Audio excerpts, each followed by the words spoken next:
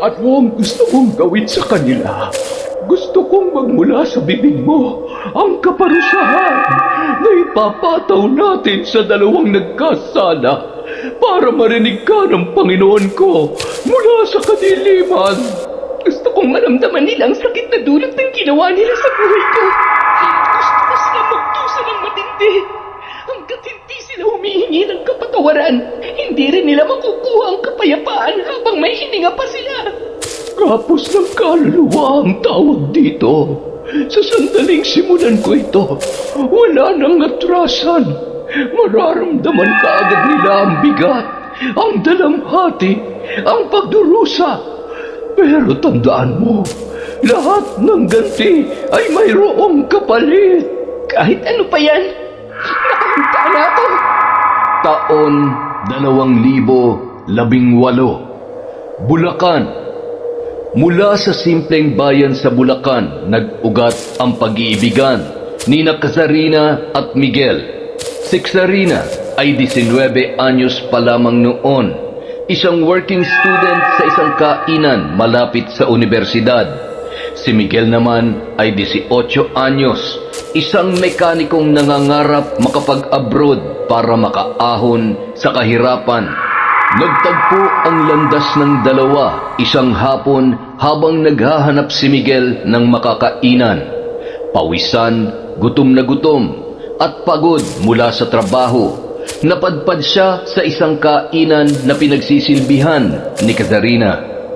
Puno ang kainan ng mga sandaling yon. Abala ang dalaga sa paghahatid ng pagkain nang pumasok si Miguel na pawis at gutom na gutom. Magandang hapon. May bakanteng upuan pa po ba? Opo, kuya. Dito po kayo. Sandali lang po. Kukunin ko lang po yung menu. Habang nagbabasa ang binata sa iniabot na menu sa kanya, nagmamadali namang naghatid ng pagkain si Kazarina sa ibang mesa. Isang malaking mangkok ng sinigang ang kanyang dala. Ngunit habang naglalakad ay biglang dumulas ang mga paa niya. Ang buong mangkok ng sinigang ay natapon sa mesa ni Miguel. Nako, pasensya na po, kuya. Hindi ko po sinasadya. Ayos lang po ba kayo? Napasok po ba kayo? Sorry po. Kaunting basa lang naman. Naiwasan ko kaagad. Matutuyo rin to mamaya. Amoy sinigang nga lang ako. Ikaw, ayos ka lang ba? Ayos naman po. Pasensya na po talaga kayo. Okay lang yun. Basta hindi kanin ang tumapon sa akin. May order na po ba kayo? Sinigang na lang din, katulad ng order nila. Natikman ko, masarap pala eh. Salamat sa free taste ha. Natawa na lamang silang pareho habang nagliligpit ang dalaga. Nagpatuloy muli ang mabilis na kilos ni Kazarina para mag-serve ng mga order habang si Miguel naman abalang pinupunasan ang kanyang damit gamit ang tissue na iniabot ng babae. Nagpatuloy ang pagtatagpo nila dahil araw-araw nang bumabalik doon si Miguel. Dahil doon, unti-unting nahulog ang kanilang loob sa isa't isa. Pagkalipas ng ilang buwan, naging opisyal silang magkasintahan. Walang marangyang regalo, walang sosyal na date. Simpleng lugaw sa tabing kalsada at mga lakad sa parke ang bumuo sa kanilang pagmamahalan. Pero gaya ng ibang kwento, dumating sila sa realidad na hindi sapat ang pagmamahal para makabuo ng magandang kinabukasan. Kaya't napagdesisyonan ni Miguel na mag-apply bilang isang factory worker sa Korea. 4 years na tayo. Akalain mong umabot tayo ng ganito katagal, mahal? Parang kailan lang, binuhusan mo pa ako ng sabaw ng sinigang para mapansin kita. Hoy, ang kapal mo ha? Hindi kita binuhusan, natapon kaya yun. Nagkataon lang na nasa mesa ka nang binagsakan ng dala kong sinigang. Parang kailan lang din nung sinusundo pa lang kita sa dorm nyo habang basang-basa ng ulan. At hindi ka pa marunong magdala ng payong nun. Hoy, may dala akong payong nun para sa'yo ha. Kazarina, meron nga pala akong sasabihin sa'yo. Huwag mo nga akong takutin ng ganyan. Wala ka naman sigurong nabuntis na iba, no? Nag-apply ako ng trabaho sa Korea at natanggap ako. Ano? Sa Korea? Oo. 1-year contract. Good pay. May libreng housing. Tapos, may chance pa na ma-extend. Malaking oportunidad to. Napilitan ka na lang ba ngayon na sabihin sa akin yan kasi paalis ka na? Hindi naman sa ganun, mahal. Ngayon ko lang talaga nasabi kasi gusto kong sigurado muna. Hindi ko muna sinabi dahil baka hindi matuloy. Balak ko naman talagang sabihin sa'yo. Pasensya ka na, mahal. Kailan ka pa naglilihim sa akin? Ano pa mga nililihim mo, ha? Sabihin mo na ngayon para isang sakit na lang. Yun lang, mahal. Wala na akong inililihim sa'yo. Kailan ka pa nag-apply? Mga 8 buwan na rin. Nagsimula ako mag-aral ng Korean ng patago. Matapos mong sabihin na gusto mong magsimula na tayong mag-ipon. Hindi ko naman inakala na matatanggap ako agad. 8 buwan na pala tapos wala ka man lang sinabi sa akin. Baka kasi hindi ako pumasa sa exam eh. Ayaw ko rin naman na biglain ka.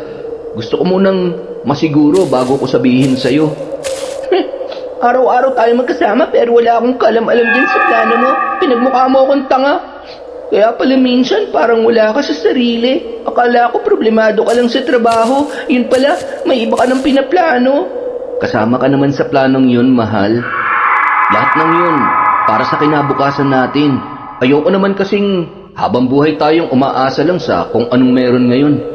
Gusto kong makapag-ipon, makabili ng lupa, at makapagpatayo ng sarili nating bahay. Gusto ko ng mas maayos na buhay para sa ating dalawa at sa ating magiging pamilya. Hindi mo na ako kailangan kumbinsihin. Alam ko naman na para sa atin yan. Masakit lang isipin na hindi mo ako isinasama sa plano. Naglihim ka sa akin, Miguel. Yun ang masakit. Sa tingin mo ba pipigilan kita kung sinabi mo sa akin na mas maaga?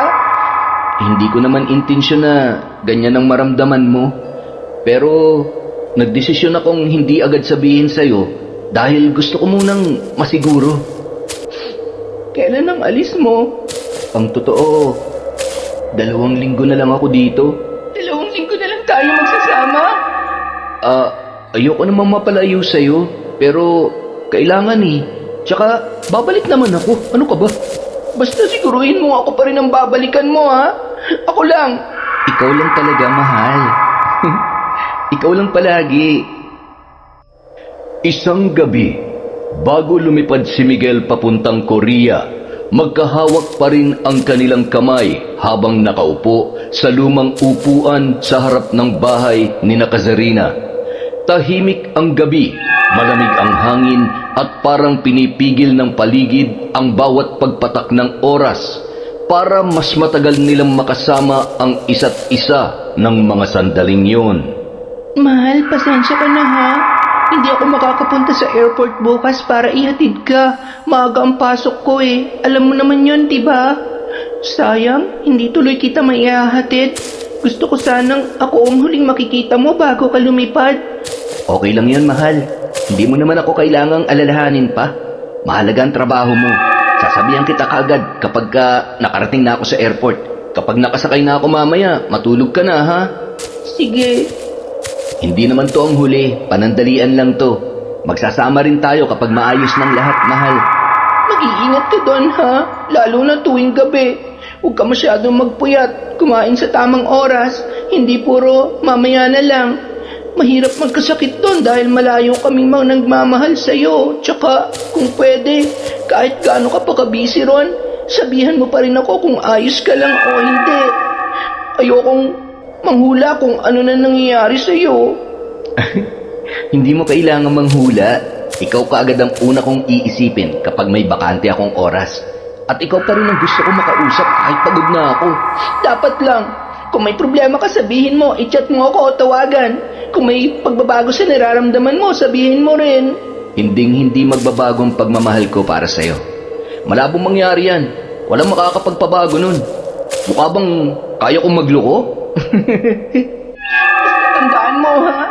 Hihintayin kita pagkatapos ng kontrata mo. I love you, mahal. I love you too, mahal.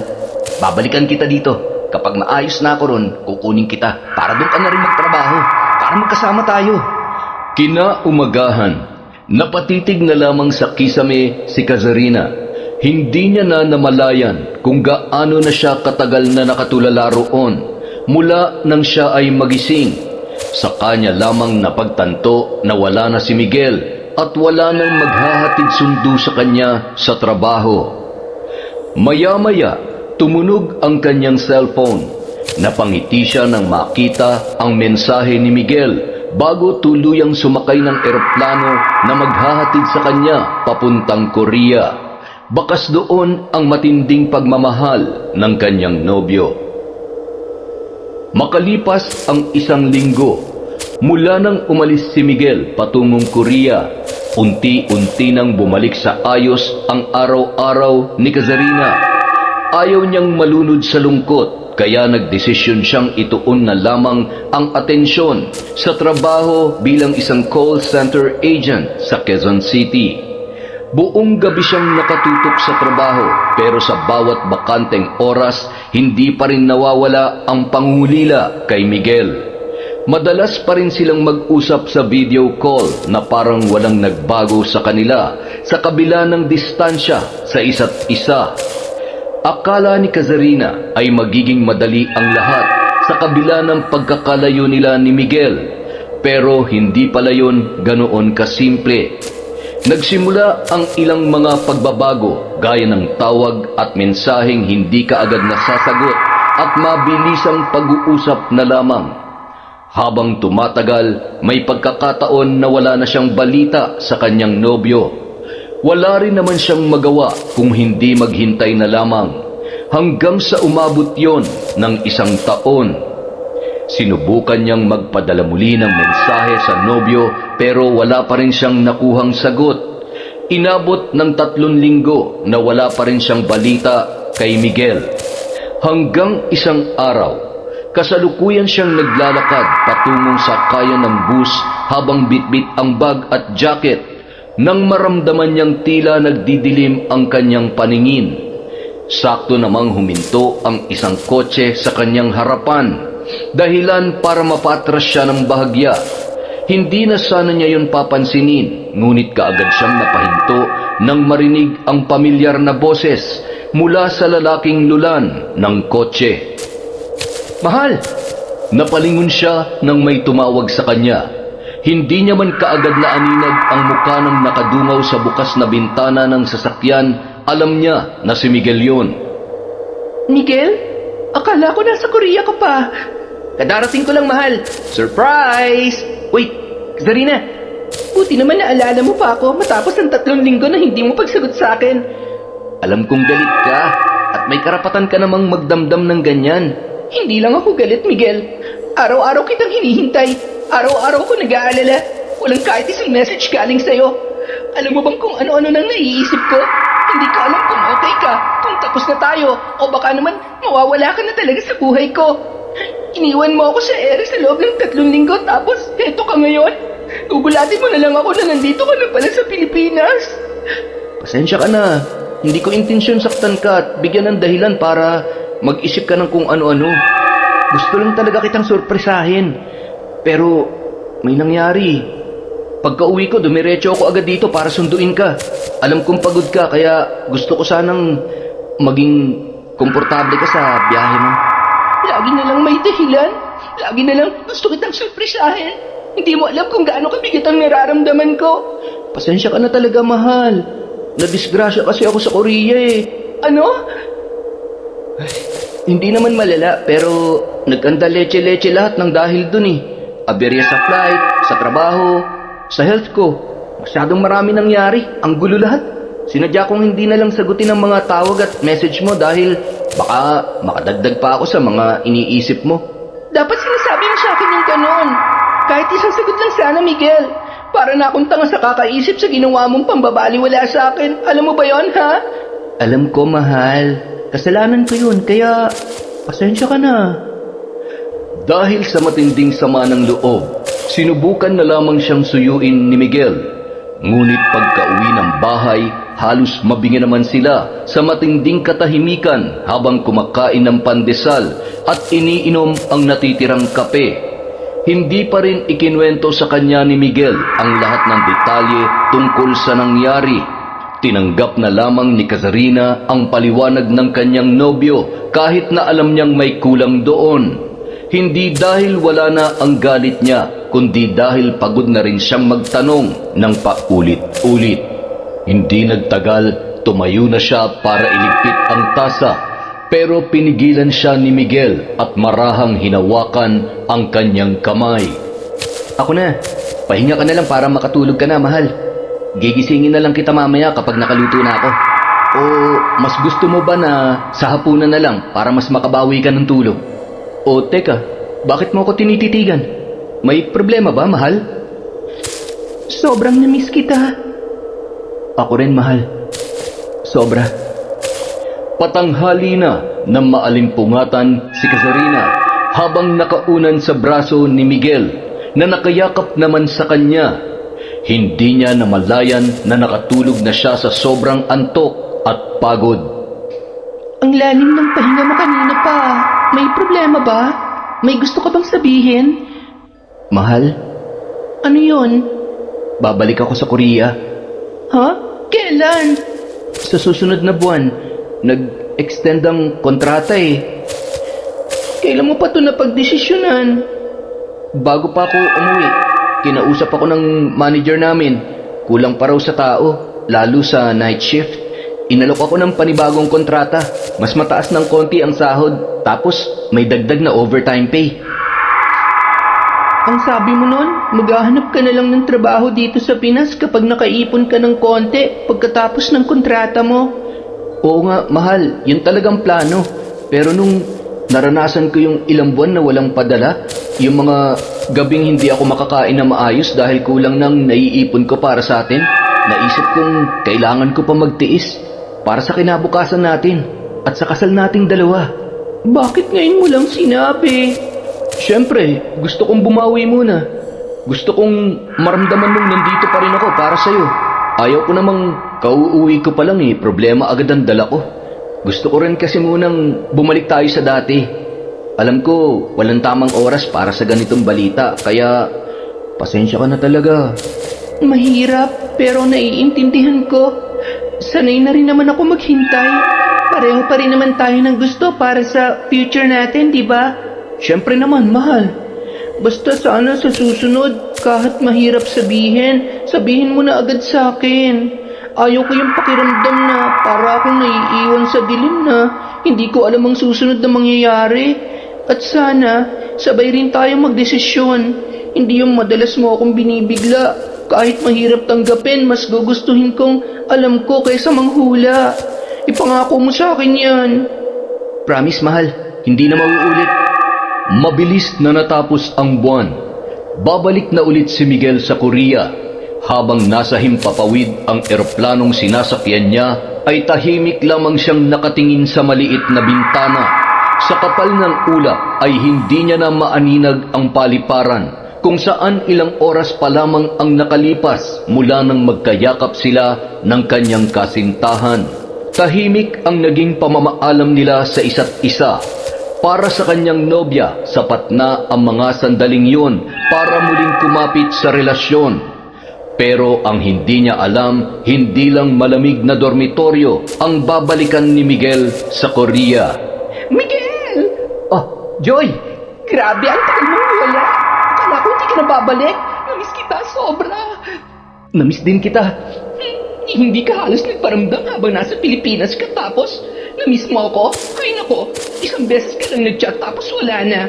Pasensya ka na, love. Ang dami lang kasi nangyari at inaasikaso sa bahay. Okay lang, huwag ka na magpaliwanag. Alam ko namang sinulit mo lang na makasama ang pamilya mo. Basta nandito ka na ulit. Yun ang mahalaga. Halika na, magluluto ako mamaya. Anong gusto mo, ha? Kahit ano, basta luto mo. Kung malamig ang simoy ng hangin, mainit na yakap at halik ni Joy naman ang sumalubong kay Miguel sa Korea. Si Kazarina naman tahimik na nakaupo sa gilid ng kama. Hawak ang kanyang cellphone ng mga sandaling yon. Nakatitig siya sa mga message nila ni Miguel, pero wala pa ring bagong mensahe. Sa pagkakaalam niya ay nakarating na yon sa Korea. Siguro ay nagpapahinga lamang sandali, dala ng matinding pagod. Habang magkahawak kamay palabas ng airport sina Miguel at Joy, bawat hakbang ay parang may kasunod na anino. Mga alaala at mga sandali kung paano nagsimula ang kanilang relasyon. Isang gabi noon, ilang buwan na ang nakaraan nang pauwi si Miguel galing sa pabrika ay biglang bumuhos ang malakas na ulan. Nasira ang tren na madalas niyang sinasakyan. Wala siyang payong at walang mahanap na masisilungan. Buisit, sira na nga tong tren, umulan pa talaga. Gusto mo makipayong? Ha? Sabi ko, makipayong ka na lang sa akin. Malaki naman to eh. Kakasya naman siguro tayo dito. Tsaka, mukhang pareho lang tayo ng pupuntahan. Nakita ko kasi sa ID mo, Factory A, di ba? Oo nga. Salamat ha. Ang bait mo naman. Joy nga pala, ikaw, anong pangalan mo? Miguel? Ang lamig naman ng kamay mo, Miguel. Kanina pa kasi ako basa eh. Sorry ha. Kasi simula ako pala ngayong linggong to. Ikaw, mukhang matagal ka na rito ah. Mag-iisang taon na rin ako sa trabaho. Ang simpleng pakikisilong sa payong ay naging tulay sa hindi mabilang na gabing sabay umuuwi, kumakain at nagbibitaw ng mga kwentong hindi masabi ni Miguel sa kanyang kasintahan na si Kazarina. Hindi naman yun sinasadya ng lalaki, pero dahil sa oras ng trabaho, pagka-homesick at madalas na hindi pag-uusap nila ng kanyang nobya, saka naman dumating si Joy na masayahin, mabait at laging naroon para sa kanya. Si Kazarina, lagi siyang humihingi ng paumanhin dahil sa kakulangan ng oras. Kay Joy naman, wala siyang kailangang ipaliwanag. Lagi siyang nauunawaan at nakukuha niya ang kapayapaan dala ng presensya nito. Hanggang sa paggising na lang niya isang umaga, may kakaiba na siyang nararamdaman para sa babae. Tuluyan niya na yung niligawan at di rin nagtagal ay nagkaroon na sila ng relasyon. Kaya naman, nang mga sandaling yun, habang hawak ni Miguel ang kamay ni Joy, pabalik sa kanyang muling pagsisimula sa Korea, bitbit niya rin ang isang lihim na hindi niya pa kayang harapin. Ang mahalaga na lamang sa kanya ay ang kanyang nararamdaman sa tuwing sila ay magkasama. Para kay Miguel, wala siyang maling ginagawa. Nagmamahal lamang siya. Nagmamahal sa dalawang babaeng hindi niya kayang mawala sa kanyang buhay. Samantala, napapadalas naman ang panunukso ng mga katrabaho kay Kazarina dahil sa relasyon nila ni Miguel at sa tagal na nilang hindi nagkikita. Minsan, inirereto pa sa kanya ang katrabaho niyang si Paul, pero lagi rin niyang pinaninindigan ang relasyon sa kanyang nobyo. Idinadaan na lamang niya sa tawa ang biro ng mga kaibigan. Sanay naman na rin siya roon. Basta ang alam niya, nagtatrabaho ang kanyang kasintahan ng maayos sa Korea para sa kanilang kinabukasan. Sapat na yon para mapanatag ang kanyang kalooban. Habang naglalakad si Kazarina pabalik sa kanyang trabaho, biglang tumawag ang team lead niya sa conference room. May kasama pang operations manager sa loob na hindi naman madalas nangyayari. Ang sabi, may kailangan daw silang pag-usapan, hanggang sa ibalita sa kanya na gusto siyang irekomenda bilang bagong quality analyst trainee. Nakangiting iniabot ng TL ang isang maliit na envelope. Doon nakalagay ang official notice. Merong pirma at mayroong petsa. Hindi niya yon inaasahan, kaya naman agad niyang tinawagan ang kanyang nobyo. Hi Miguel, may good news ako. Teka, ayos ka lang ba? Bakit parang matamlay ka? Medyo hindi nga ako okay, mahal eh. Parang sinisinat ako. Ha? Kailan pa? Nasaan ka ngayon? Kanina pa sa last break ko, masama ang pakiramdam ko. Pauwi na ako, mahal. Ang bigat ng katawan ko, pero tinapos ko pa rin yung shift ko. Kailangan eh. Wala kasing kapalit. Mahal naman. Dapat nagpapahinga ka. Baka lumala pa yan. Uminom ka ng gamot pagdating mo, ha? Oo, mahal. Mamaya iinom ako ng gamot, tapos diretso tulog na lang siguro. Sana gumaan kahit konti. Pero, teka, ano ba yung good news mo? Na-promote ako, mahal. QA trainee na ako simula next week. Talaga? Wow! Congrats! Grabe! Ang galing naman ng mahal ko. Proud na proud ako sa iyo, mahal. Salamat, mahal. Pero, mas gusto ko munang siguraduhin na ayos ka. Pagka uwi mo, diretso pahinga ka na agad, ha? Tapos, huwag ka nalang kaya munang pumasok bukas. Magpa-check up ka para mas makasiguro tayo kung ano na yan. Salamat. Ikaw talaga. Ako pa rin ang iniisip mo kahit ikaw tong may balita. Mas masaya yung good news kung kasama kang healthy sa pagsa-celebrate, eh. Promise mo sa akin, pag naramdaman mong lumalala, punta ka agad sa clinic, ha? Yes, ma'am. Promise yan. Sige na, bye na muna. Ingat ka sa biyahe pa uwi. Chat mo ako kapag nakauwi ka na, ha? I love you. I love you too. Ingat ka rin sa pagpasok mo, ha? Chat mo na lang ako kung may kailangan kang sabihin. Kapag may time akong hawakan tong cellphone ko, magre-reply lang ako kaagad. Pagkatapos ng tawag na yun, napalitan ng lungkot at pag-aalala ang nakangiting muka ni Kazarina. 3 araw pa lang itong nakakabalik ay dinapuan na agad ng sakit. Alam niyang mahirap ang trabaho ng binata sa pabrika, lalo na at may sakit pa yon. Tiyak na walang mag-aalaga at mag-aasikaso sa lalaki sa ganoong sitwasyon. Kung malapit lang sana siya ay mapupuntahan niya agad ang kanyang nobyo. Huminga siya ng malalim at nangako sa sarili na mas pagbubutihin pa niya ang kanyang trabaho. Gusto na niyang mapabilis ang ginagawa nilang pag-ipon at makamit na ang pangarap nilang dalawa ni Miguel para hindi na rin umalis ulit palabas ng bansa ang kanyang kasintahan. Taimtim siyang nanalangin at gumawa ng pangako sa sarili na habang umaangat siya, sisiguraduhin niyang kasama si Miguel sa bawat hakbang. Mananatili siyang tapat sa kanyang nobyo hanggang sa matupad na nilang pareho ang mga pangarap nila sa buhay. Samantala, sa kabila ng kawalan ng presensya ng kanyang nobya ay hindi naman pinabayaan si Miguel ng kanyang karelasyon na si Joy. Oh, Joy, anong ginagawa mo rito? Asikasuhin ka, ano pa ba? Bumili lang ako ng gamot mo. Grabe, ang bilis kong nag-out kanina para lang mauna dito para sana kapag nakauwi ka na, makakakain ka kaagad. Pero naabutan mo pa ako nagluluto. Kakauwi mo lang din ba? Kanina pa, tumawag ka kanina na masama ang pakiramdam mo, di ba? Hindi na ako dumaan sa apartment. Dumiretso na ako dito para makabili ako ng lulutuin ko. Wow! Ang sarap ng luto ko. Hindi ka na sana nag-abala pa. Kaya ko naman yan mag-isa.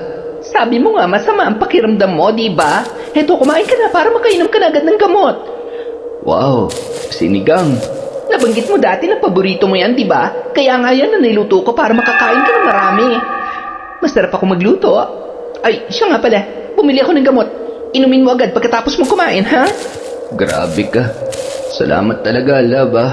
Wala yon. Ikaw pa ba? Hala, mainit ka na. May lagnat ka na nga talaga. Kung kailangan mo bukas mag-day off, sabihin mo agad sa supervisor, ha? I-chat mo na lang. Ako nang bahalang magpaliwanag bukas kung gusto mo. Sige. O, tara na, kumain na tayo. Bakit isa lang ang pinggan? Mamaya na ako kakain. Iba munang kakainin ko. Ay nako, ikaw talaga. May sakit ako eh. Makalipas ang ilang oras, pinagmamasdan ni Joy si Miguel na mahimbing na natutulog habang nakayakap sa kanya. Idinaan niya ng magaan ang daliri sa buhok nito pababa sa pisngi. Simula pa lamang alam na niyang may ibang babae si Miguel sa Pilipinas. Alam niyang may naghihintay sa lalaki at ang babaeng yon ay legal at kilala ng pamilya. Babaeng marahil ay pinapangarap pa rin makasama ng kanyang nobyo sa hinaharap. May ilan siyang impormasyong nalaman tungkol sa nobya ni Miguel na si Kazarina. Hindi man marami pero sapat na yun.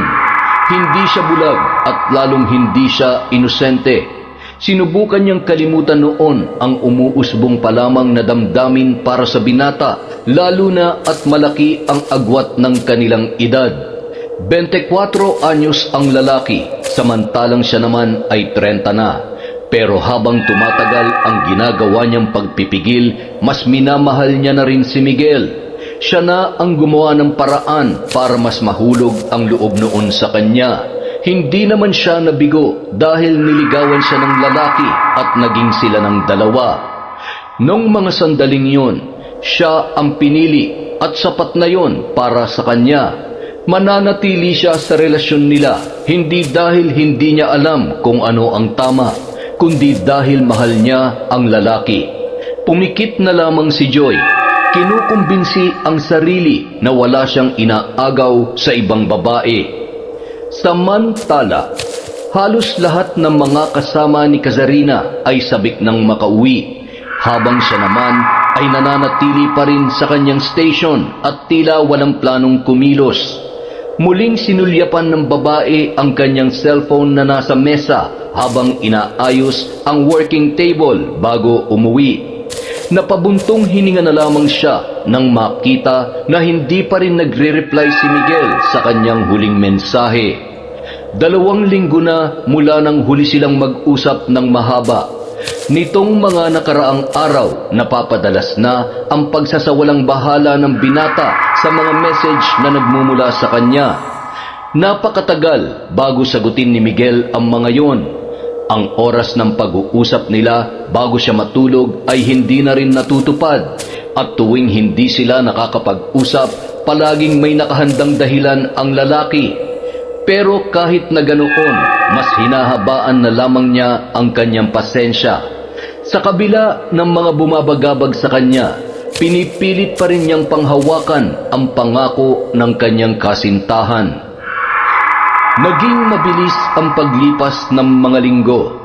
Rest day ni Kazarina noon. Masama ang kanyang pakiramdam kaya natulog na lamang siya maghapon.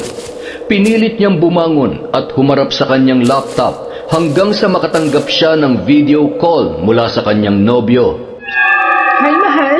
Kumusta ka na? Sabi mo tatawag ka kahapon. Sorry, napagod ako sa trabaho kaya hindi kita matawag-tawagan, mahal.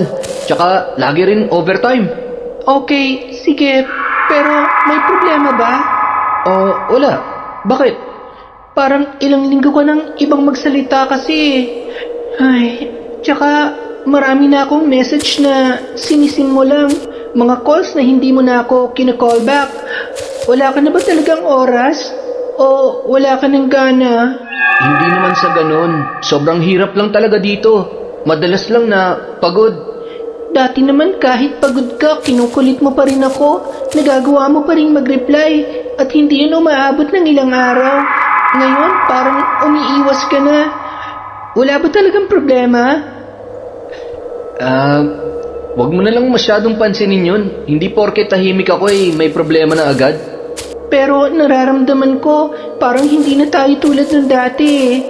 Bakit pakiramdam ko parang lumalayo ka na? Pakiramdam ko, ako na lang ang lumalaban sa relasyon na mayroon tayo. Bakit mo ba ako ginaganito? May nagawa ba akong kasalanan? Wala naman. Busy lang talaga ako. Tsaka, hindi ko nga rin alam kung ano nang pumapasok sa isip ko eh. Parang tama ka. Parang may nagbago na sa akin. Hindi kita maintindihan. Ginagawa ko naman lahat para makapag-update kahit busy ako sa trabaho. Pero ikaw, parang ang hirap-hirap mo ng kontakin. Ewan ko ba, Kazarina? Parang napapagod na rin kasi ako eh. Paanong napapagod? Bakit mo ako ginaganito, Miguel? Gusto mo na bang tapusin ang relasyon natin? Hindi ko alam. Pero minsan, iniisip ko, baka baka mas mabuti pang wag na lang natin tong ipilit. At tuluyan nang napaiyak ang dalaga, habang si Miguel parang hindi pa sigurado sa mga salitang binitawan, pero wala rin namang naging paglilinaw mula sa kanya. May iba ka na ba, Miguel? Kung may iba ka na, pwede mo naman sabihin sa akin. Wala akong iba. Pagod lang ako. Gusto ko muna magpahinga. Gusto ko munang hanapin ang sarili ko na walang iniisip na kahit na ano. magpahinga? Nakikipaghiwalay ka na ba sa akin? Hindi. Hindi ko alam. Gusto ko lang huminga, Kasarina. Kung pagod ka na, sabihin mo na ang totoo. Gusto ko marinig kung bakit. Anong ikinapapagod mo sa relasyon natin? Ako ba? May kulang ba sa akin? Hindi ko ang problema. Ako lang talaga. Ewan ko, hindi ko alam. Hindi ko na rin maintindihan ang sarili ko. Parang nawawala na nga ako sa sarili. Ang dami kong iniisip. Ang bigat-bigat na ng dinadala ko. Lahat tayo may pinagdadaanan. Ako rin, pagod sa trabaho, sa puyat, sa pag-a-adjust. Pero ginagawa ko pa rin ang lahat para sa ikaayos ng relasyon natin. Sinusuyo kita kahit ikaw tong halos hindi na magparamdam. Hindi ko na nga maalala ang huling pagkakataon na tinanong mo kung ayos lang ako eh. Bakit? Ano bang kinakapagod mo sa atin? Naiirita ka na ba sa mga pangulit ko? Sa pangungumusta ko? Hindi talaga ikaw ang problema. Wala kang ginagawang masama. Sadya lang talaga na hindi ko na nararamdaman yung dati. Hindi ko alam kung bakit bigla na lang naging ganito ako. Para bang wala na tayong connection sa isa't isa. Ako yung nagbago at alam ko yun sa sarili ko. Patawarin mo sana ako. Samantalang ako, asang-asa pa rin sa mga pangako mo at gusto nating marating. Ikaw parang napakababaw naman ng mga dahilan mo. Ayoko lang na paasahin ka. Baka mas masakit kung mananatili akong ganito pero hindi na pala tayo pareho ng nararamdaman. Sana man lang sinabi mo na maaga. Hindi yung pilit pa kitang iniintindi araw-araw habang unti-unti mo na pala akong binibitawan. Sorry, Kasarina. Ayokong tuluyan tayo magkasakitan. Mas mabuti na siguro kung ganito. Anong ganito? Ganun na lang yun? Hindi ko matatanggap yan, Miguel. Hindi yan sapat na dahilan para itapon ang 6 na taon natin. Huwag mo nang mas pahirapan pang sitwasyon natin, Kasarina. Pagod na ako. Hindi mo naman naiintindihan ang bigat ng nararamdaman ko eh. Kung pagod ka, sabay nating pasanin. Hindi ba ganun tayo noon? Tsaka ikaw na nga ang nagdesisyon para sa ating dalawa nung bumalik ka pa para magtrabaho sa Korea. Hanggang ngayon ba naman, Miguel? Kailan ba ako pwede magdesisyon para sa ating dalawa? Ginawa ko yun dahil ako nakakaalam kung ano ang dapat. Ikaw masyado kang nakakapit sa nakaraan. Sa kung ano tayo noon. Hindi. Ang pinanghahawakan ko ay ang mga pangako mo. Sinabi mo walang iwanan. Tama na, Kasarina. Hindi mo pa naiintindihan? Gusto mo pang diretsuhin ko pa? Ayoko na! Doon biglang naputol ang pag-uusap ng magkasintahan. Naiwan si Kasarina sa harap ng nakabukas na laptop habang patuloy sa pag-iyak. Sinubukan niyang tawagan ulit si Miguel pero bigo na siyang makontak ang lalaki. Nag-chat siya pero wala rin siyang nakuhang sagot. Tila may patalim na bumabaon ng paunti-unti sa puso niya nung gabing yon habang siya ay litong-lito pa rin sa kung anumang nangyayari. Maraming tanong sa kanyang isipan na nangangailangan ng kasagutan pero hindi niya alam kung paano masasagot ang mga yon. 1 linggo na ang lumipas mula nang tuluyang maputol ang ugnayan ni Kasarina at Miguel. Simula noon, para bang naging ibang tao na siya dahil sa nangyari. Wala sa sarili, matamlay at tahimik. Ang dating masigla na palaging may tanong at palaging nakangiti ay para ng isang aninong naglalakad sa loob ng production floor. Matagal na rin siyang nagsimula sa trabaho bilang quality assurance trainee sa kumpanya. Ngunit sa kabila ng maingay na paligid, tila bingi si Kasarina sa lahat ng mga naririnig. Kahit ang pagbulong ng supervisor ng mga metrics ay hindi niya na naiintindihan. Hindi na rin siya nakakaramdam ng gutom at hindi na siya nakakatulog ng maayos. Ginawa niya ang lahat para makontak si Miguel. Tumawag, nag-chat, pero lahat ng yon ay nabigo. Naging desperada na siya para lamang makausap ang binata, ngunit ni isa sa mga paraang ginawa niya ay walang umubra. Kasarina, ayos ka lang ba? Kanina pa kita nakikitang nakatitig lang dyan sa monitor ah. Oo, ayos lang ako. Sigurado ka? Hindi ka naman ganyan dati ah.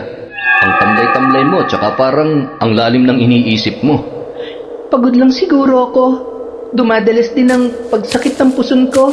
Baka malapit na akong datnan kaya siguro ganito ako. Sigurado ka ba? Mike, parang nahihilo ako. Mabilis ang naging reaksyon ng lalaki. Nasalo niya agad ang katawan ni Kazarina bago pa tuluyang bumagsak sa sahig. Hinawakan niya ang likod ng dalaga at inihiga sa bakanteng couch sa lounge area. Mabilis na tumawag ng medic ang isa sa mga trainees at agad ring tumawag ng nurse mula sa clinic. Dumilat si Kazarina matapos ang ilang minuto, ngunit nanghihina pa rin ang dalaga.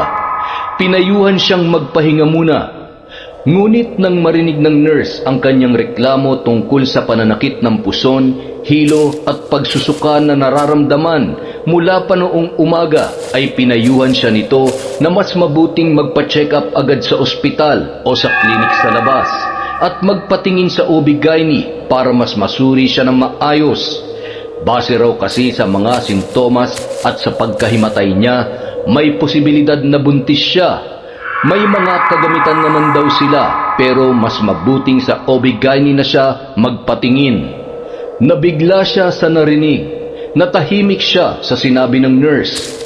Paulit-ulit na bumabagabag sa kanyang isipan ang tanong kung ano ang kanyang gagawin. Sakaling buntis nga siya ng mga panahon na yon.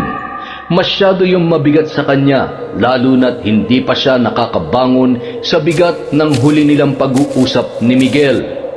Kinabukasan, day off ng dalaga, sinamahan siya ni Mike para pumunta sa isang pribadong OB-GYN na malapit sa kanyang tinutuluyan. Nanginginig ang mga kamay niya na hawak ang maliit na appointment form habang hinihintay ang tawag ng nurse sa loob. Madalas niyang isinisisi sa stress at puyat sa training ang kanyang mga nararamdaman. Kung hindi pa nabanggit ng nurse ang posibilidad na siya ay buntis, hindi niya maiisip na hindi pa siya dinadatnan. Pumasok na si Kazarina sa consultation room nang tawagin ng isang nurse ang kanyang pangalan. Naiwan naman sa labas si Mike. Bumungad sa kanya ang magaang aura ng isang lalaking doktor. Hi, Miss Kazarina. Hello po, Doc. Base sa sinabi mo kahapon sa nurse, hindi ka pa dinaratnan. May iba ka pa bang nararamdaman na hindi naman madalas nangyayari sa'yo? Opo, masakit din po ang puson ko tapos parang wala akong ganang kumain. May mga pagkakataon din pong nakakaranas ako ng pagkahilo. May history ka ba ng irregular period? Wala po. Okay, mag-pregnancy test muna tayo. Tapos magsasagawa tayo ng transvaginal ultrasound para makasiguro. Lumipas ang ilang minuto matapos isagawa ang pagsusuri sa ihi at dugo ng dalaga. Tahimik siyang nakaupo sa harap ng lamesa ng OB habang hinihintay ang resulta. Para siyang mahihimatay sa kaba ng mga sandaling yun. Maya-maya bumalik na ang nurse at iniabot ang resulta sa doktor. Tahimik ang doktor habang tinitingnan ang papel. Pagkatapos ay tumingin yun sa dalaga. Kazarina, positive ang resulta ng pregnancy test mo. Po? Buntis ka. Base sa sintomas at pagkadelay ng buwan ng dalaw mo, more or less 6 to 7 weeks ka ng buntis. Paglabas ni Kazarina mula sa consultation room, bakas sa mukha niya ang gulat at matinding emosyon. Anong sabi ng doktor? Mike, buntis daw ako. Tahimik ang loob ng sasakyan habang pauwi sina Mike at Kazarina. Katahimikang puno ng tanong, ng pangamba at ng damdamin na hindi niya mawari. Mula pa noong nagsimula silang mag-training, magkabady na sina Mike at Kazarina. Parehong masipag, mabilis matuto at madalas magkasama sa lunch break. Hindi man lantaran, alam ng dalaga na matagal nang may espesyal na nararamdaman ang binata para sa kanya. Ngunit sa simula pa lamang, naging malinaw na ang hangganan sa kanilang pagitan. May nobyo si Kazarina at magkaibigan lamang silang dalawa. Tanggap naman yun ng lalaki. Kazarina, anong nararamdaman mo? Hindi ko alam, Mike. Hindi ko alam kung nakakaramdam pa ba ako. Sa dami kong iniisip, ang dami kong tanong pero wala akong makuhang sagot. Kung ayos lang itanong, ano ba talagang nangyari sa inyo ni Miguel? Ibig kong sabihin, nararamdaman kong meron kayong problema, kaya... Wala na kami. Iniwan niya na ako nang wala man lamang maayos na paliwanag kung bakit. Hindi ko tinanggap ang gusto niya pero ginawa niyang lahat para hindi ko na siya makontak. Sa ginawa niya, talo ko pang nangaliwa sa pagtrato niya sa akin ngayon. Parang naliwala na lang talaga ako sa kanya. Ano? Nakipaghiwalay na lang siya ng basta-basta? Gago pala yun eh. At ngayon, buntis ako. Hindi ko alam kung anong gagawin ko, Mike. Hindi sa pinangungunahan kita pero kailangan mong magpakatatag ngayon. Dalawa na ang buhay na kailangan mong ingatan. Napakahayop ng lalaking yun. Ang laki ng iniwan niyang responsibilidad. Dapat ko pa ba siyang kontakin? Sasabihin ko ba sa kanya ang tungkol dito? Pero siya na ang tumapos ng relasyon namin eh. Baka kahit sabihin ko ang tungkol sa dinadala ko, wala rin mangyari. Ayokong ipilit ang sarili ko sa lalaking ayaw naman sa akin. Kung ayaw niyang marinig ka, baka mas kailangan mong i-consider yung pamilya niya.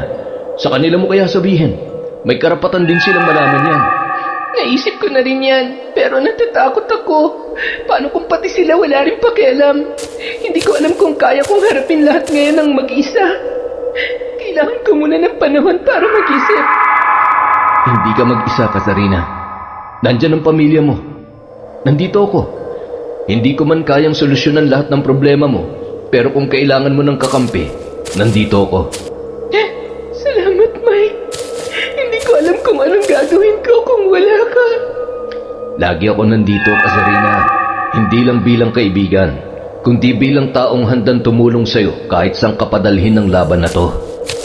Sabado ng gabi, nasa isang semi-private function room ng rooftop resto bar ang team nina Kazarina. Nagkakatuwaan sila roon matapos ang isang matagumpay na buwan sa Matrix. Punong-puno ng tawanan at kwentuhan ang lugar. Halos lahat ay dumalo at kabilang na roon ang dalaga. Tahimik lamang siya sa isang tabi at pangiti-ngiti, ngunit sa loob-loob niya, bit-bit pa rin niya ang bigat ng 2 linggong pananahimik ni Miguel. Sa kabilang mesa naman, naroon si Leia, ang pinakabago sa kanilang grupo. Palibhas ay bagong sweldo, kwento ng kwento ang dalaga habang may hawak na cellphone at kausap ang kaibigan. Maya-maya, narinig niyang nagsalita ang babae at may ipinakitang litrato sa kasama. Kuha raw yun sa Korea noong nakaraang buwang bakasyon ng dalaga kasama ang iba niya pang mga kamag-anak.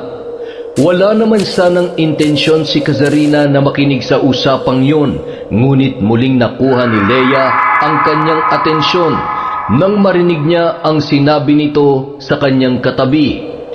Yung isa dyan, boyfriend ng pinsan kong nasa Incheon. Napakurap-kurap siya sa narinig at sa hindi malamang dahilan ay bigla na lamang binundol ng kaba ang kanyang dibdib. Lalo na sa sunod na sinabi ng dalaga. Yan si Miguel, boyfriend ng pinsan ko, OFW rin. Magkatrabaho nga sila sa factory eh. Doon na napalingon si Kazarina sa katabing mesa. Bahagya pa siyang nag-alangan noong una, pero dahil sa narinig na lugar at pangalan ng lalaking pinag-uusapan, nagpasya na siyang tumayo para makiusisa. Miss, pasensya na si Storbo ha, pero pwedeng malaman kung anong apelido ng Miguel na pinag-uusapan nyo? May kakilala rin kasi akong nasa Incheon, magkapangalan sila. Sa pagkakatanda ko, Kazarina, Reyes yata. Miguel Reyes. Ayan kami tapos ito ang pinsan ko, si Ate Joy. Tapos yun naman si Miguel, ang boyfriend niya. Ang sweet po nila, no? Saglit na sinulyapan ng dalaga ang litrato at doon na nga niya nakumpirma ang kanyang hinala. Ang Miguel na 2 linggo nang hindi nagpaparamdam at hindi malinaw ang dahilan ng pakikipaghiwalay sa kanya, at ang lalaking nasa litrato na ipinakilala bilang nobyo ng ibang babae ay iisa lamang. Para siyang binuhusan ng malamig na tubig nang mapagtantong ang lalaking yun din ang ama ng batang nasa kanyang sinapupunan. Leia, sorry ha, pero gano'n na kayo katagal magkakilala ni Joy at saka ni Miguel? Ha? Bakit mo naman po natanong yan, Miss Kazarina? Si Ate Joy halos buong buhay ko. Pinsan ko siya sa mother's side. Si Miguel naman, mga 1 taon na siguro. Sabi ng pinsan ko nagkakilala sila sa Incheon. Katunayan nga, halos 2 buwan pa lang mula nang ma-deploy si Joy. May picture na sila ni Miguel na parang masyado na sila malapit sa isa't isa. Binibiro ko pa nga siya noon kung boyfriend ba niya o hindi, pero tinatawanan niya lamang ako. Yun pala, sila na talaga. 4 na buwan ng araw eh. Ano? 4 na buwan? Opo, Miss Kazarina. Bagay na bagay nga sila eh. Sabi pa nga ni Ate Joy, parang kapalaran daw nila na makilala ang isa't isa. Kasi parang si Miguel daw ang naging sandalan niya nung bago pa lamang siya sa Korea. Pakiramdam ni Kazarina, bibigay na ang mga tuhod niya sa labis na panghihina matapos ang mga narinig niya mula kay Leia. Mabuti na lamang dumating na ron si Mike na narinig pa ang pagbanggit ng babae sa pangalan ng dati niyang nobyo. Tama ba ako na narinig? Si Miguel Reyes ang pinag-uusapan niyo? Grabe, famous pala si Kuya Miguel dito. Hindi naman, pero kilala ko siya. Siya lang naman ang boyfriend ni Miss Kazarina. 6 na taon na silang magkarelasyon. Nang hihinang napakapit si Kazarina sa mesa, unti-unting nagiging malinaw na sa kanya ang lahat ng mga sandaling yun. Namilog naman ang mga mata ni Leia at dahan-dahang napatingin sa kanya. Huminga siya ng malalim at sinubukang pakalmahin ang sarili bago muling magsalita. Hindi ko gustong guluhin ang gabi niyo, pero boyfriend ko si Miguel Reyes at hindi ko alam na matagal na pala siyang may ibang karelasyon. Naku, Miss Kazarina, pasensya na. Akala ko single siya nung naging sila ni Ate Joey eh. Sabi niya kasi may nakarelasyon na raw siya dito noon pero wala na raw sila. Wala na? Hindi niya ba nasabi na ipinagpalit niya ang 6 na taong relasyon nila ni Miss Kazarina sa... Mike, tama na. Pwede bang i-feed mo na lamang ako? Mukhang hindi ko na kayang mag-commute pa uwi eh. Medyo sumama ang pakiramdam ko. Pasensya na kayo ha. Salamat sa kwentuhan. Enjoy nyo na lang ang party. Mauna na ako sa inyo. Pagkahatid sa kanya sa bahay, sa kanya lamang pinakawalan ang namumuong mga luha. Pagal ang katawang humiga sa kama. Laman pa rin ng isip niya ang nangyari kani-kanina lamang. Dahil doon, naisipan niyang magbukas ng social media account para hanapin ang pinsan ni Leia na nasa Korea. Nang lumitaw ang profile ni Joy ay kaagad na tumambad sa kanya ang mga video at mga litrato ng babae na kasama si Miguel. Mayroon doon na magkahawak kamay pa ang dalawa at mayroong ding nasa kotse na napakalambing sa isa't isa. Habang parami ng parami ang mga litrato at video na kanyang nakikita, pabigat din ang pabigat ang kanyang nararamdaman. Malinaw na sa kanya ang lahat. Sapat na ang mga yon para masagot ang mga katanungan sa kanyang isipan. Dahil doon, naisip niyang i-message ang babae matapos mag-send ng friend request. Nagulat siya nang agad yung tinanggap ni Joy.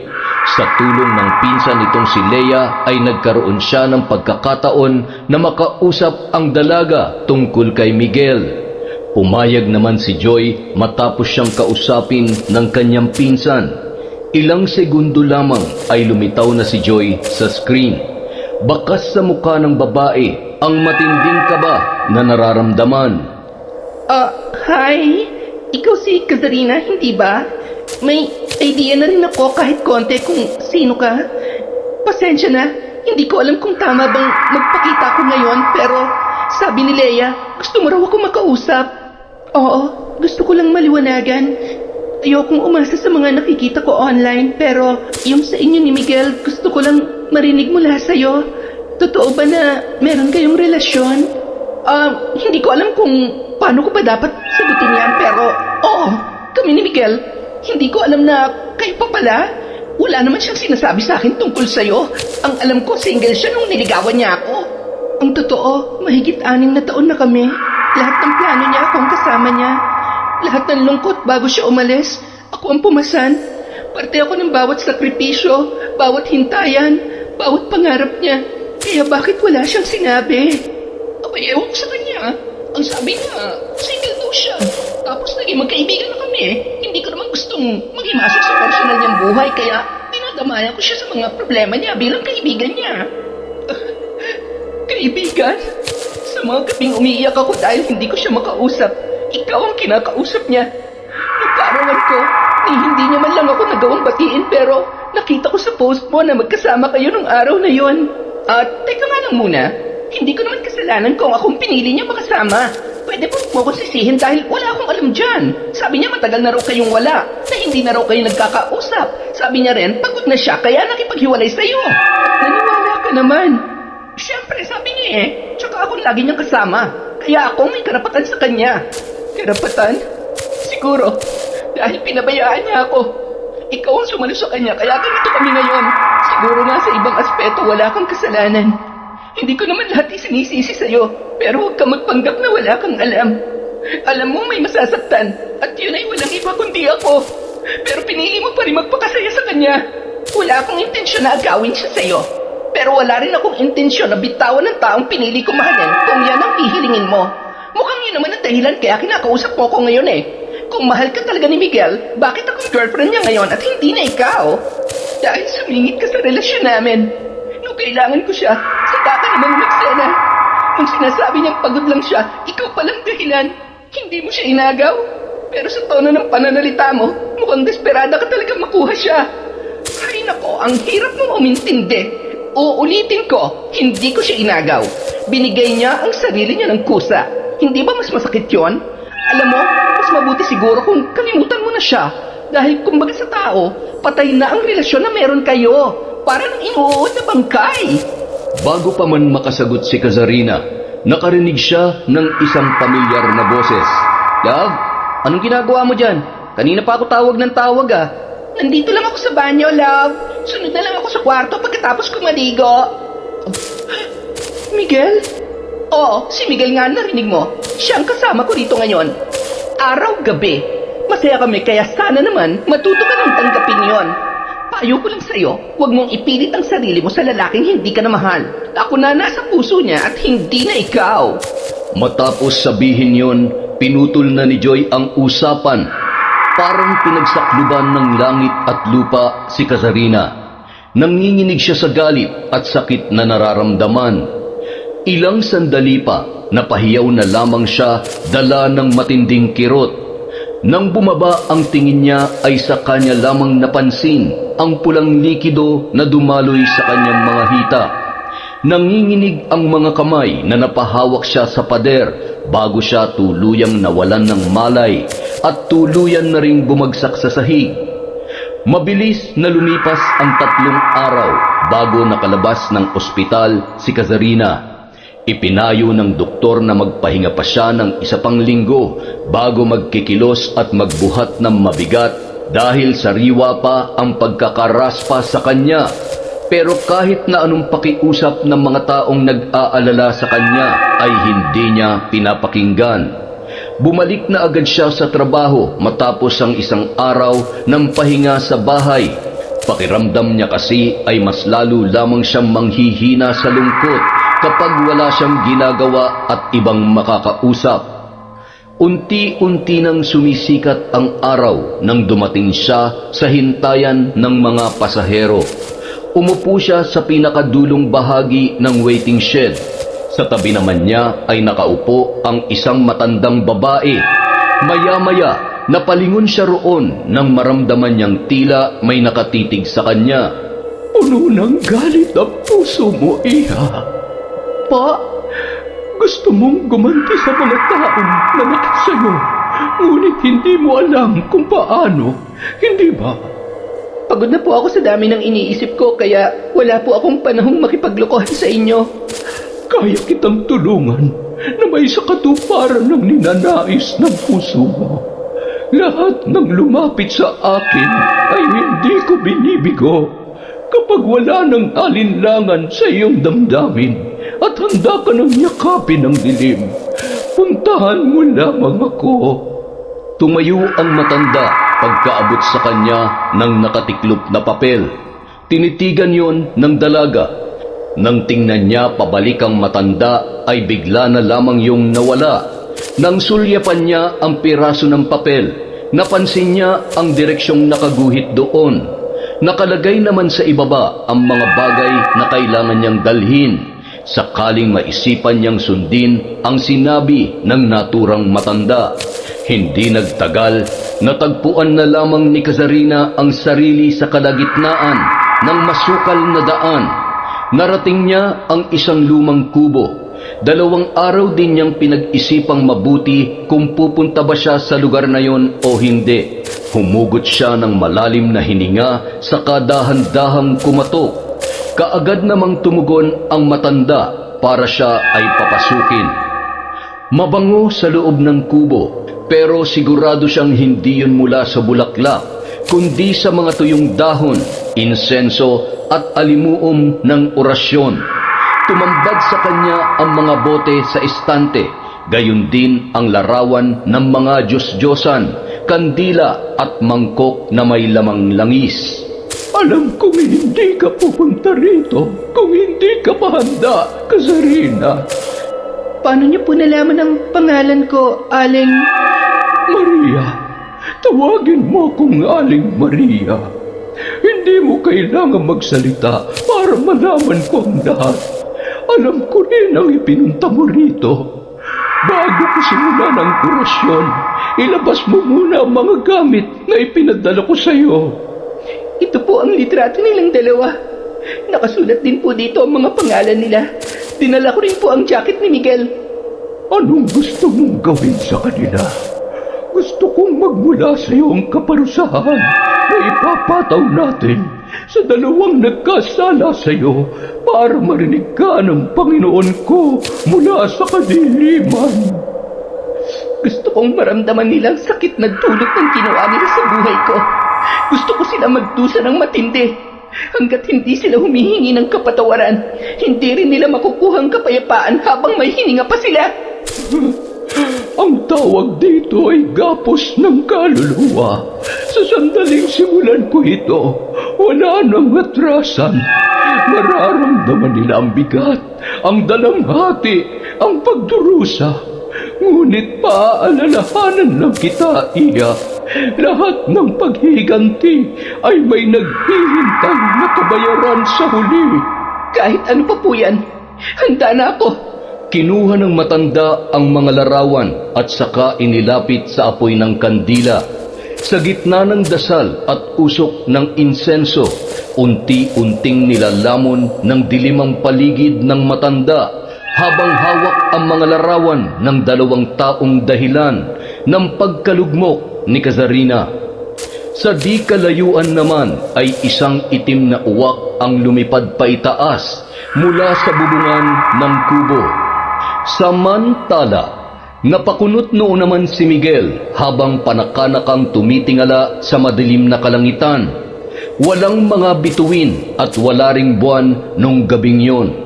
Wala siyang ibang naririnig kundi ang kaluskos na nagmumula sa mga tuyong dahon na tinatapakan niya habang naglalakad sa isang masukal na daan.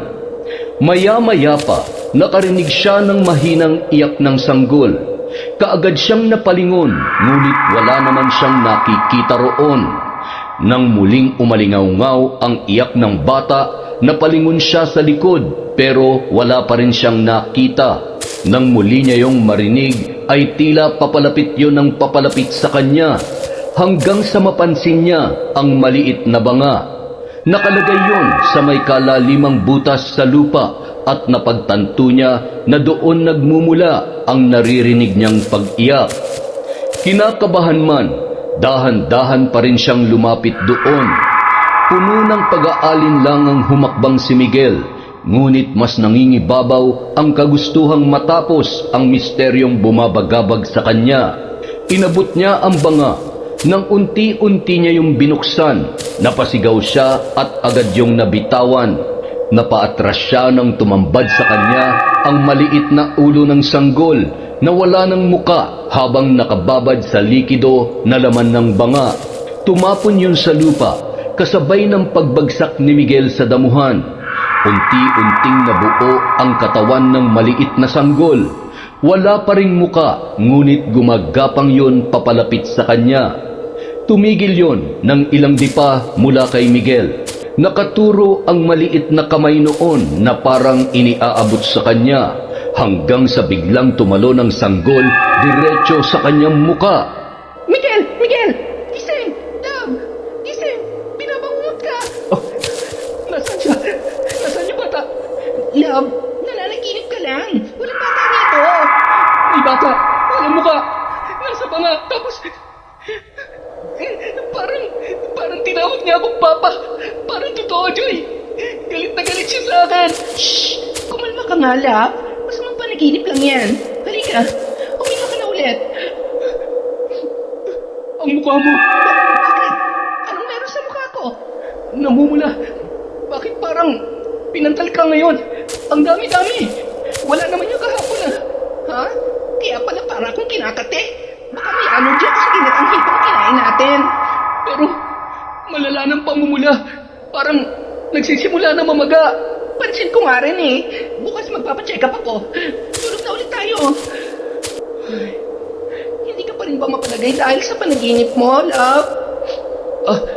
Iniisip ko lang kasi na ano kung may pahiwatig ang napanaginipan ko kanina. Pagod lang yan. Walang ibig sabihin yon. Matulog ka na. Aliko. Sinubukang matulog ni Miguel ng gabing yon habang binabagabag ng paulit-ulit na panaginip. Kinabukasan, hindi na pumasok si Joy sa trabaho. Kaagad siyang pumunta sa pinakamalapit na klinik dahil sa sobrang pangangati ng kanyang leeg at muka.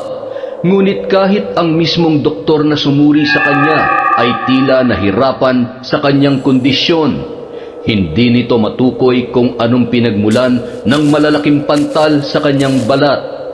Habang tumatagal, lalo pang lumalala ang kanyang kalagayan. Nagsimulang sumakit ang kanyang batok at mas lalong lumala ang pamamaga ng kanyang muka. Ganon din ang ibang parte ng kanyang katawan na tinubuan ng pantal. Pagsapit ng hapon, ang ilang bahagi ng kanyang muka at leeg ay naglalabas na ng malapot at mabahong likido. Pagharap niya sa salamin ay nagulat na lamang siya. Hindi na rin pinansin ni Joy ang sunod-sunod na chat at tawag ng kanyang kasintahan. Ayaw niyang makita siya ng kanyang nobyo sa ganoong kalagayan. Baka kasi pandirihan siya ng binata gaya ng pandidiri niya sa kanyang sarili. Samantala, dahil sa pag-aalala ng lalaki, pinuntahan niya agad si Joy sa apartment na tinutuluyan ng dalaga. Love, nandiyan ka ba? Umalis ka na, love. Please. Hindi ako aalis hanggat hindi kita nakikita. Kahit saglit lang. Buksan mo na tong pinto, love. May nagawa ba akong kasalanan? Ilang sandali pa, bumukas ang pinto at tumambad kay Miguel ang kanyang nobya na ayaw magpakita sa kanya. Natutup niya ang bibig nang makita ang itsura ng dalaga. Diyos ko, ano nangyari sa'yo? Sabi mo, ka na muna pumunta dito eh. Ayoko makita mo ako ng ganito. Tingnan mo, para na ako hindi tao. Nag-aalala ako. Kaninang umaga, okay ka pa. Pinapantal ka lang ah. Ang baho ng mukha ko. Hindi ko na alam kung ano nangyayari. Sabi ng doktor, baka infection, pero ang bilis lumala. Hindi yan mukhang normal na allergic reaction lang. Teka, Hindi kaya may kinalaman to sa panaginip ko kagabi? Miguel naman eh. Nakita mo na ganito ang itsura ko at hirap na ako. Nagpapatawa ka pa. Mukha ba ako nagbibiro? Yung sanggol tsaka yung banga na paulit-ulit na nagpapakita sa panaginip ko. Tapos ngayon, bigla na lang may mangyayaring ganito? Paano kung sumpa pala ang dahilan ng... Ayoko ng ganyan, love. Ayoko isipin na may sumumpa sa akin o kung ano man. Hindi pa pwedeng mataas na klase lang ng infection to? Ay, hindi ko na alam kung ano pang iisipin, love eh. Gulong-gulo na rin ang isip ko.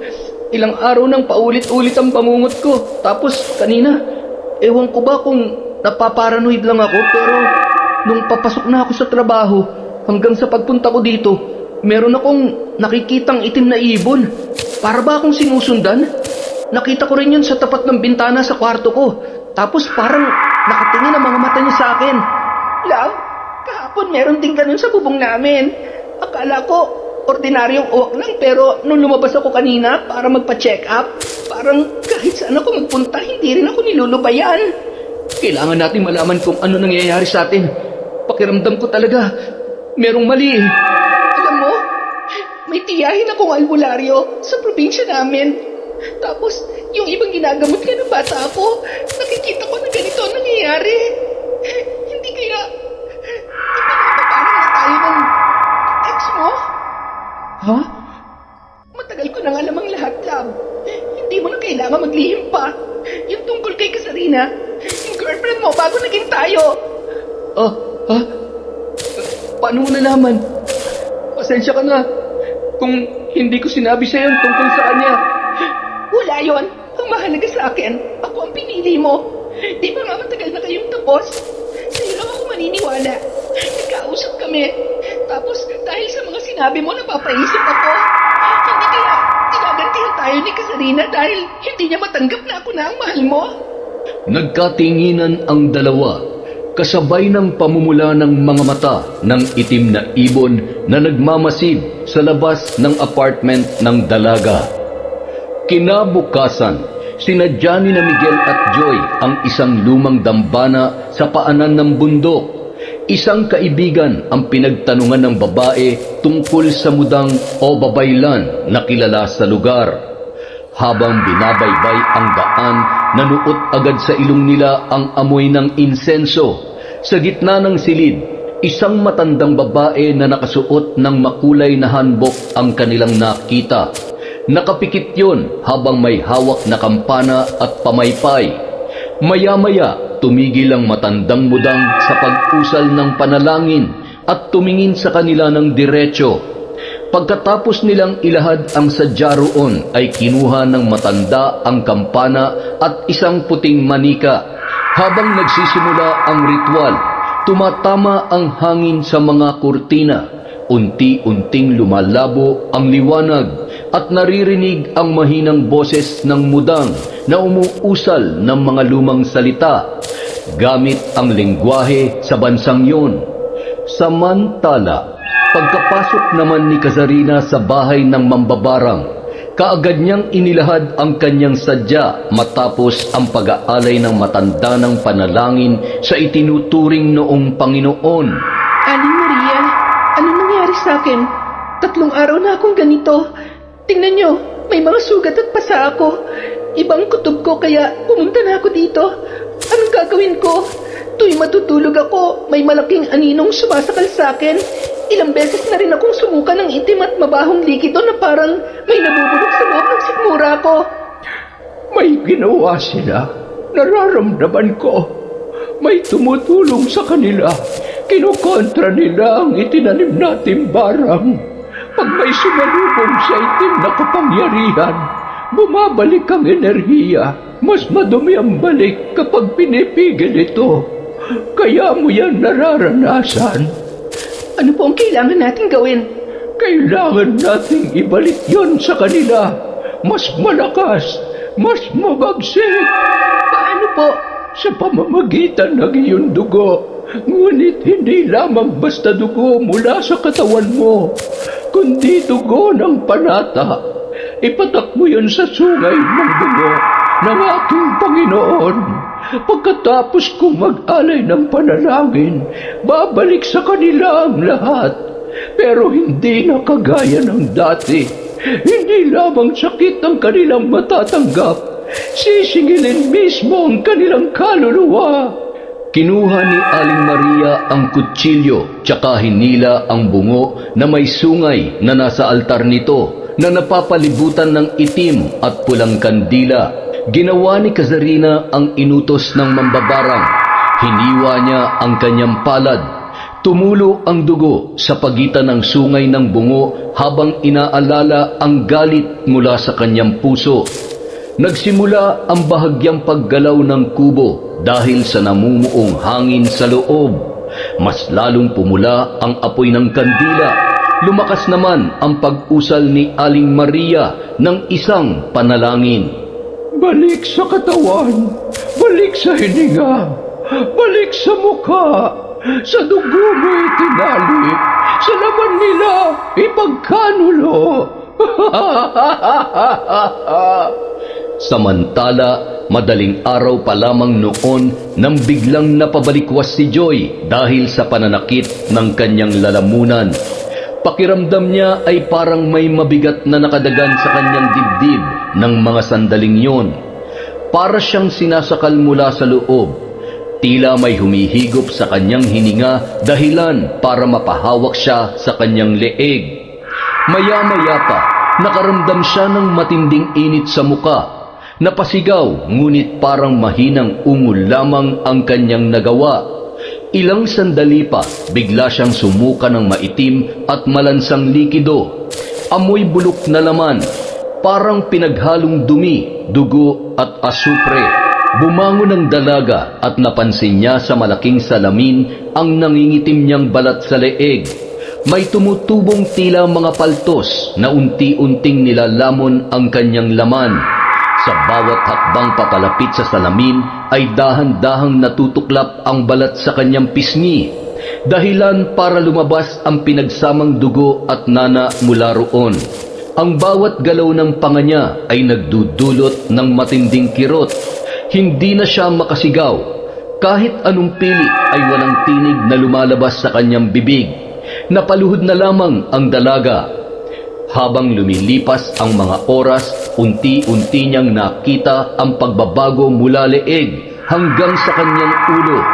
Nagsimula na ring dumilim ang kanyang paningin hanggang sa hindi na niya namalayan ang mga sumunod na pangyayari. Sa loob lamang ng ilang araw, mabilis na kumalat ang balita tungkol sa misteryosong pagkamatay ni Joy. Walang malinaw at tiyak na dahilan na pinagmulan ng sakit na ikinasawi ng dalaga. Nang maiuwi ang mga labi ni Joy sa Pilipinas, ay nagsimula ng kabahan si Miguel. Hindi lang dahil sa misteryosong pagkamatay ng kanyang nobya, kundi sa katotohanang unti-unti na rin siyang nakakaramdam ng pamamaga sa katawan, pamimigat ng dibdib at mga panaginip na patuloy na bumabagabag sa kanyang isipan. Bukod sa takot para sa buhay niya ay nagdesisyon siyang bumalik sa Pilipinas dahil sa pagsisisi. Pagod na siyang takasan ang kanyang mga kasalanan. Gusto niyang itama ang kanyang pagkakamali sakaling may paraan pa para maayos ang lahat. Pinuntahan ng lalaki ang bahay ni Kazarina. Habang pinagmamasdan yon ay napansin niya ang babaeng paparating mula sa kanto. Bitbit ang ilang supot ng gulay at isang plastik na may lamang isda. Agad niya yung nakilala. Walang iba kundi si Aling Esang, ang nanay ni Kazarina. Dati ay palangiti ang ginang pero sa pagkakataong yon ay matalim na tingin ang ipinukol sa kanya. Bakas ang galit sa mukha ng matanda habang papalapit sa kinatatayuan ng lalaki. Magandang araw po, tita. Nandyan po ba si Kazarina? Gusto ko po sana siyang makausap. Umalis ka na. Hindi ka kailangan dito. Kahit saglit lang po. Alam ko pong galit kayo sa akin. Naiintindihan ko po. Naiintindihan? Naririnig mo ba ang sarili mo? Hindi mo kayang unawain kung gaano kabigat ang galit na nararamdaman ko sa iyo. Sorry po, tita. Hindi ko po sinasadyang saktan si Kazarina. Nagkamali po ako at gusto ko pong humingi ng tawad sa kanya. Matagal nang huli ang lahat, Miguel. Alam mo ba kung ano nangyari sa anak ko pagkatapos mong lokohin at ipagpalit sa iba? Alam mo ba? Nalugmok ang anak ko dahil sa ginawa mo. Hindi siya makakain at laging umiiyak. Araw-gabi, paulit-ulit ang tanong kung saan siya nagkulang. Paulit-ulit niyang sinisisi ang sarili niya na ikaw ang may kagagawan. Dahil sa inyo ng babae mo, nakuna ng anak ko. Ano po? Nakunan si Kazarina? Paanong... Nabuntis mo siya. Hindi pa ba malinaw sa'yo? Itinuring kitang parang sarili kong anak, pero tinalikuran mo ang anak ko. Mas pinili mong saktan siya kaysa manindigan sa kung ano ang tama.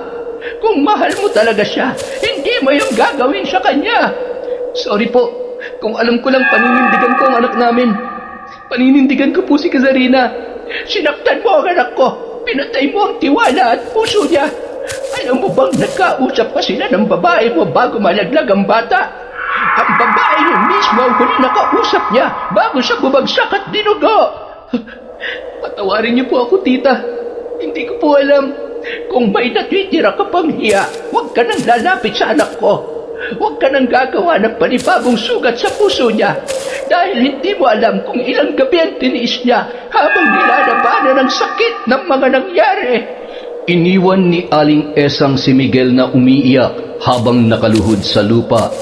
Sa kauna-unahang pagkakataon, naramdaman niyang unti-unti siyang ginugupo ng sarili niyang kasalanan. Kinagabihan, naging maramot ang antok kay Miguel. Buong magdamag niyang pilit inuunawa ang bigat ng mga nalaman tungkol kay Kazarina. Ang sakit ng konsensya niya ay parang kutsilyong paulit-ulit na tumatarak sa kanyang dibdib. Hindi siya makapaniwala na ganoon kalalim ang sugat na iniwan niya sa dating nobya. Higit sa lahat, hindi niya alam na dinadala nito ang kanilang anak, kasabay ng pagmamahal at tiwala ng dalaga para sa kanya. Makalipas ang ilang linggong pabalik-balik sa bahay ni Kazarina, natagpuan niya ang dalaga sa isang maliit na hardin sa likod ng bahay. Nakaupo ang dating kasintahan, tahimik na nakatingin sa mga halaman. Payat, maputla at tila napakalayo ng tingin ni Kazarina. Kazarina? Anong ginagawa mo dito? Sino nagpapasok sa'yo? Nakiusap ako kay tita. Pasensya ka na kung naabala kita. Gusto talaga kitang makausap. Gusto kong humingi ng tawad. Kazarina, patawarin mo ako sa mga nagawa ko sa'yo. Pasalamat ka't buhay ka pa. Matagal ko nang hinanda ang sarili ko na hindi na maririnig ang salitang patawad mula sa'yo. Pero ngayon, sinasabi mo dito sa mismong harapan ko. Para saan pa? Para sa lahat ng sakit na naidulot ko sa'yo. Para sa pagkakamali ko, sa panloloko, at sa pag-iwan ko sa'yo at sa anak natin. Kung alam mo lang. Dahil sa mga narinig ay bumalik kay Kazarina ang rason kung bakit nagawa niyang hanapin ang isang uri ng hustisya na hindi kayang ibigay ng batas o ng isang dasal. At yun ay ang sakit ng pag-iwan sa kanya at ang pagkawala ng kanyang anak. Hindi man niya kayang mapatawad si Miguel noon, ay sigurado siya na ayaw na niya mabuhay pa sa galit. Sa pagkakataong yun, nagawa na niyang lingunin ng lalaki habang punong-puno ng lungkot at hinanakit ang kanyang mga mata. Alam mo bang kahit nung iniwan mo ako, kahit nasasaktan ako, nanalangin pa rin ako na balikan mo ako, na sana may isip mo mali ang pinili mo. Pero hindi, pinili mong sumaya habang unti-unti mo akong binubura sa utak mo. Patawad, kung alam ko lang nabuntis ka. Paninindigan ko ang anak natin. Hindi, huwag mong gamitin ang bata para iligtas ang sarili mo. Wala ka nung kailangan ka namin. Wala ka nung gabi na halos hindi ako makahinga sa sakit. Wala ka nung dugoan akong isinugod ni nanay sa ospital. Wala ka, Miguel. Nandun ka sa babae mong wala ni katiting na hiya sa kataksilan yung dalawa. Kazarina, hindi ko alam kung paano ako makakabawi sa lahat ng yon. Pero kahit isang beses lang, hayaan mo itama ko yun ng paunti-unti.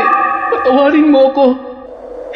Hindi ko alam kung may natitira pang parte sa puso ko para kayanin kong mapatawad ka.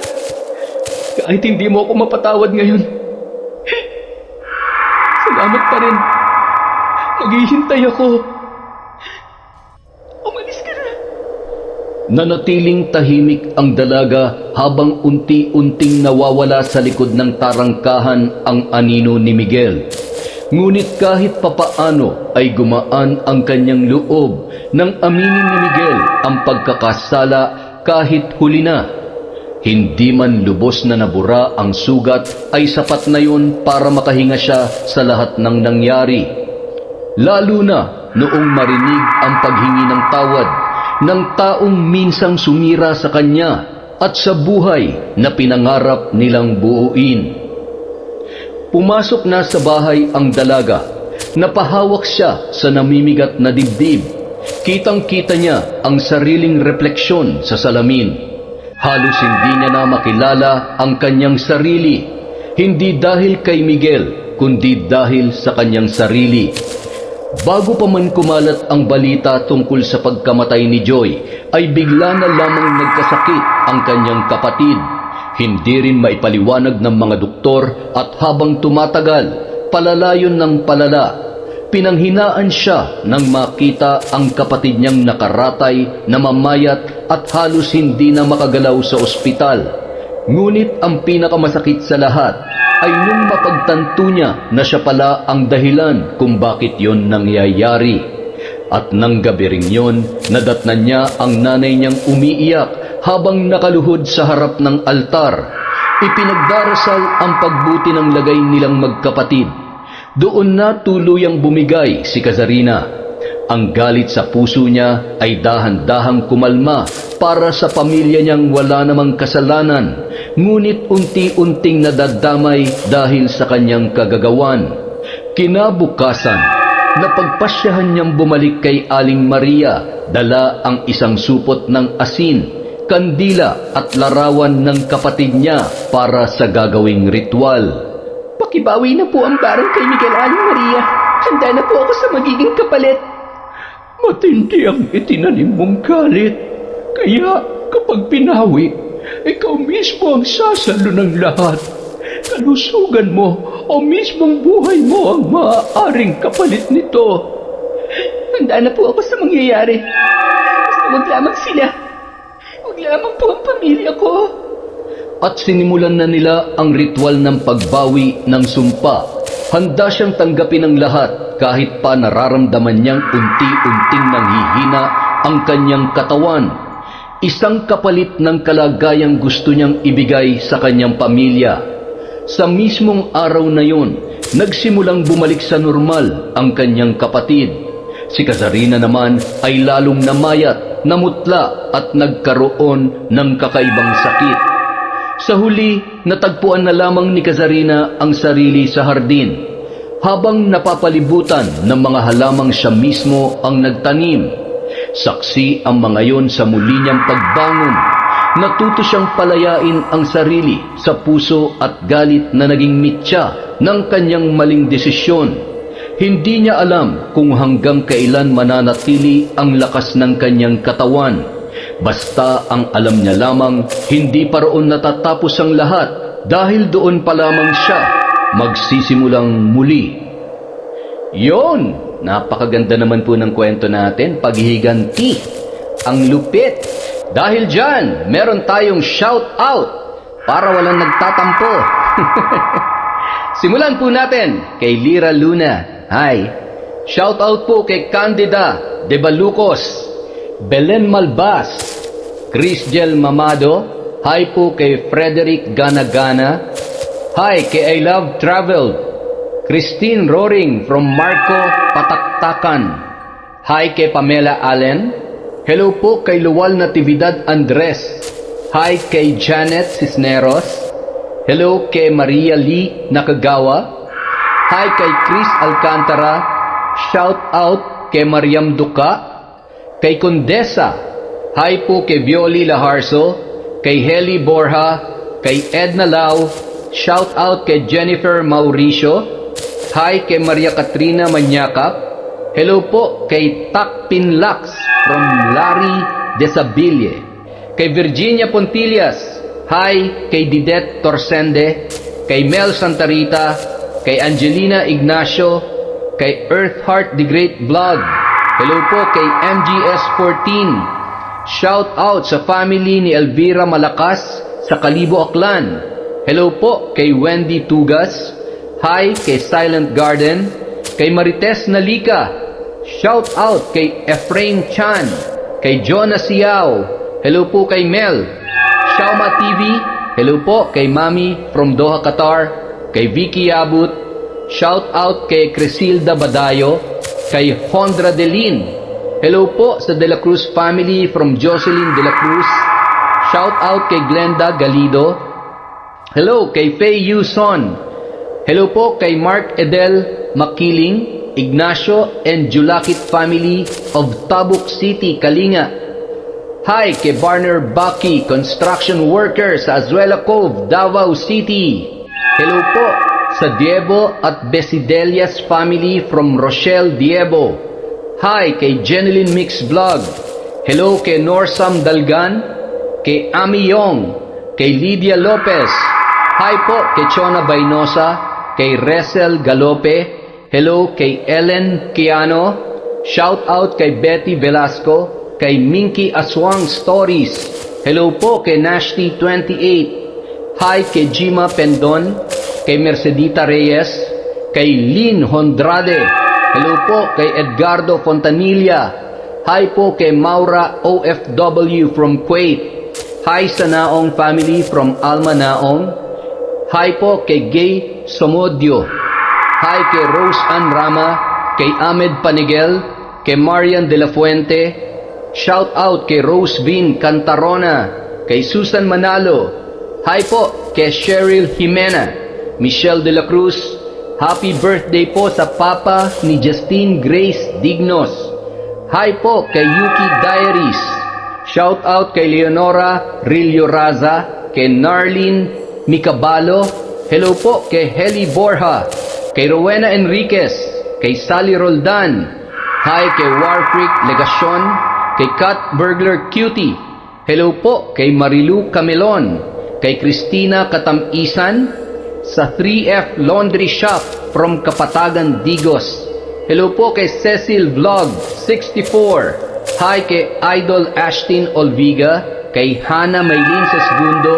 Hello po kay Mirna Alfaro, kay Vivian Bacani. Shout out kay Meng Mateo, kay Arlene Toledo, kay Filipina Palsario. Hi po kay Virginia Belay, kay Sally Albino. Hello din po kay Jing Estrada, Mami Tam of North Caloocan. Shout out kay Ampi Taroy. Hello kay Silent Bro, kay Jennifer Ilagan. Hi po sa Madraso family, Laling, Winwin, Jocelyn Intoy from Glenda, Maderazo.